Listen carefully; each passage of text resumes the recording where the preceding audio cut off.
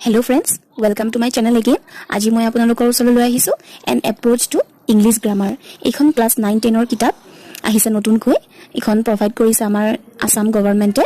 বহুত ধুনীয়া কিতাপ হয়। আগতে আমি বহুত জায়গাত বিচাৰি পাইছিলো আৰু কিছুমানে হয়তো বিচাৰিয়ে পোৱা নাছিল আগৰ দিনত।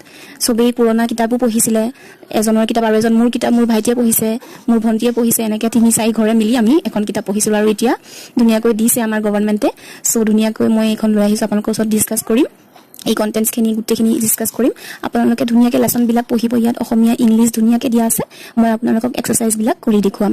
আপোনালোকে এক্সাৰসাইজ বিলাক নিজৰ ৰাফ কপি এখন বনাই লৈ নিজে কৰিব আৰু মোৰ চেনেলৰ ভিডিঅ'ত চেক কৰি ল'ব। মই শুদ্ধকৈ ধুনীয়াকৈ আপোনালোকক এক্সাৰসাইজ বিলাক বুজাই যাম। ইয়াত ফাৰ্স্ট চেপ্টাৰতে সেন্টেন্সৰ বিষয় দিছে। আপোনালোকে ধুনীয়াকৈ গুটেখিনি পঢ়ি ল'ব। ইয়াত simple sentence, compound sentence, complex sentence গুটেখিনি বহুত ধুনীয়াকৈ আছে। ধুনীয়াকৈ আপুনি এ টু জেড পঢ়িব। তাৰ পিছত এক্সাৰসাইজ মাজে মাজে দিয়া হয়। এক্সাৰসাইজখিনি নিজে কৰিবলৈ চেষ্টা কৰিব আৰু নিজে এখন ৰাফ কপিত কৰি তাৰ পিছত মোৰ ভিডিঅ'টো চাব আৰু চেক কৰিব যে ঠিক হৈছে নে নাই। মই আপোনাক যিমানখিনি পাৰো ইয়াত সহায় কৰি যাম আৰু যি আপোনাৰ অসুবিধা থাকে আপুনি তাত কমেন্ট কৰিব পাৰিব ধুনীয়াকৈ যে এইটো পাৰা নাই বা কিবা মানে যি অসুবিধা থাকে আপুনি কমেন্টত সুধিব পাৰিব। মই যিমানখিনি পাৰো আপোনালোকক শুদ্ধকৈ শিকাম বাৰু, কিন্তু মোৰো কিবা ভুল হ'ব পাৰে ন, সেই ভুলখিনি আপোনালোকেও চাই দিব যদি কিবা